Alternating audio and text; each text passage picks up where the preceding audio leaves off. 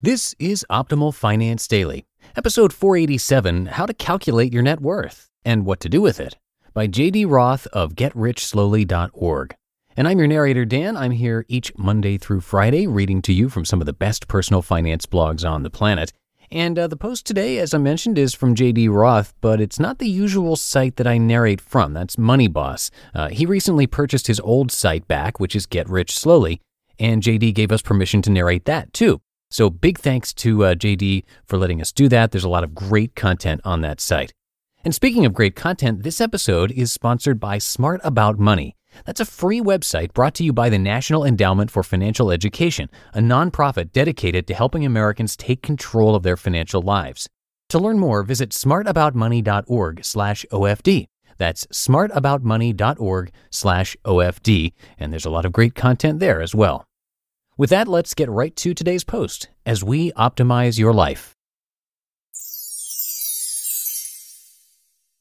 How to Calculate Your Net Worth and What to Do with It, by J.D. Roth of GetRichSlowly.org. In the spirit of getting back to basics this month at Get Rich Slowly, I'm planning to publish a series of articles about the most important numbers in personal finance. Let's start by looking at how to calculate your net worth.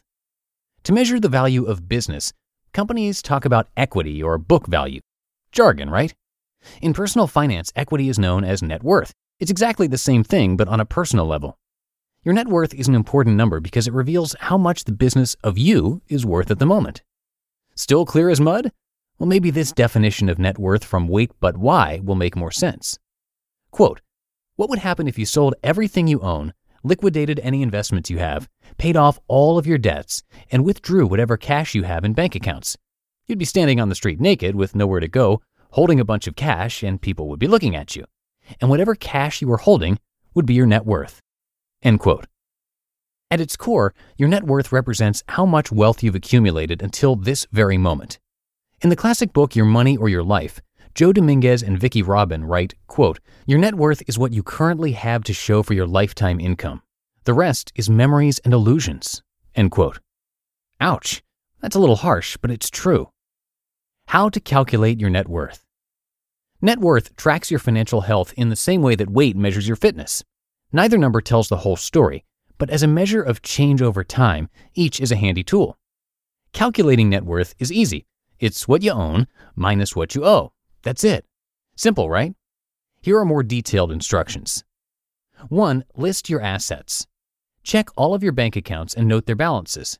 If you have investment and/or retirement accounts, write down how much you have in them. If you own your home, use Zillow to determine its current value. If you own a car, use Kelley Blue Book to figure out how much it's worth. Add all of these together to find the total value of your assets. 2. Next, list your liabilities. Write down how much you owe on your car, the current balance of your mortgage, how much you have left on your student loans. Record the balance of each credit card and personal loan. The sum of everything you owe represents your total liabilities. And 3, subtract what you owe from what you own. Your net worth is your assets minus your liabilities. To make things even easier for you, I've created a net worth spreadsheet in Google Docs for you to download or copy. The spreadsheet is still branded for MoneyBoss, but it'll work for Get Rich Slowly readers too. Once you've calculated your net worth, write this number down. Burn it onto your brain. I want you to remember how much you're worth today so that we can see the progress you've made in 6 months, and a year, and 10 years. As you get better with money, your net worth will grow. Some folks argue that you should not include the value of your home when calculating your net worth. I disagree. Net worth is a thing with a precise definition. I think it's great to run another number that leaves out your home if you want, but that number is not your net worth. What should your net worth be? People often wonder what their net worth should be, and there's no right answer. It depends on where you live, what you spend, and how much you earn. If you're a computer programmer in Toronto, your net worth will probably be greater than if you're a school teacher in Mississippi. Some folks have created benchmarks for comparing net worth. Perhaps the best-known example of this is found in The Millionaire Next Door by Thomas Stanley and William Danko. They argue that your expected net worth, as they call it, can be determined with a simple formula. 1. Divide your age by 10. 2. Multiply this result by your current annual gross or pre-tax income. The final number, say Stanley and Danko, reveals how much money you should have. If your net worth minus any inheritances is at this level, you're an average accumulator of wealth. If you have less than half the expected amount, you're an under-accumulator of wealth. And if you have more than twice the expected wealth for your age, you're a prodigious accumulator of wealth. Let's say, for example, that you're 30 years old and have a net worth of $49,872.99. Your income last year was $61,191.38. Based on these figures, the rule of thumb from the millionaire next door says your net worth should be about $183,500. Because you have a net worth of less than $91,787, Stanley and Danko would say you're an under-accumulator of wealth. If you had more than $367,000, you'd be considered an overachiever. More fun with net worth. There are other ways to look at your net worth, of course, and here are two. 1. I have a post on how to figure out your lifetime wealth ratio, which is your net worth divided by every penny you've ever earned. So, if you have a net worth of $100,000 on $500,000 of career earnings, your lifetime wealth ratio would be 20%. 2. If you want to compare your net worth to others, Zach at 4 Pillar Freedom has created a tool that lets you visualize the net worth of Americans by age. No matter your situation, your goal should be to increase your net worth over time. This might sound glib, but it's true. A high net worth is always better than a low net worth. The more you have, the better your financial health. You just listened to the post titled How to Calculate Your Net Worth and What to Do With It by J.D. Roth of GetRichSlowly.org. Now, you already know that having financial smarts will help you live your best life.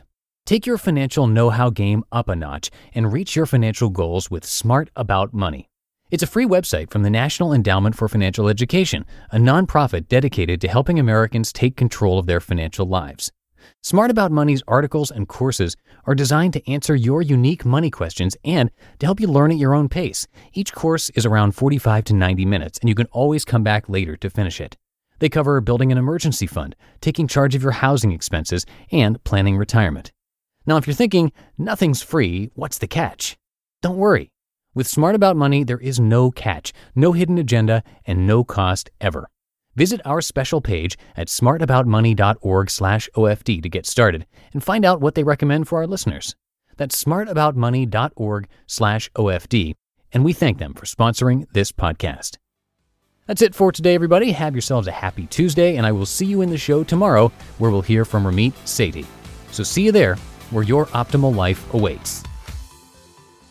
Hello, Life Optimizer. This is Justin Malik, creator and producer of this podcast, but also Optimal Living Daily, the show where I read to you from even more blogs covering finance, productivity, minimalism, personal development, and more from incredible bloggers like Derek Sivers, Zen Habits, Mark and Angel, The Minimalists, and all the ones you hear on this show too. So if you enjoyed today's episode and like taking amazing blogs on the go, come on over to Optimal Living Daily and subscribe to that one too. And together, we'll start optimizing your life.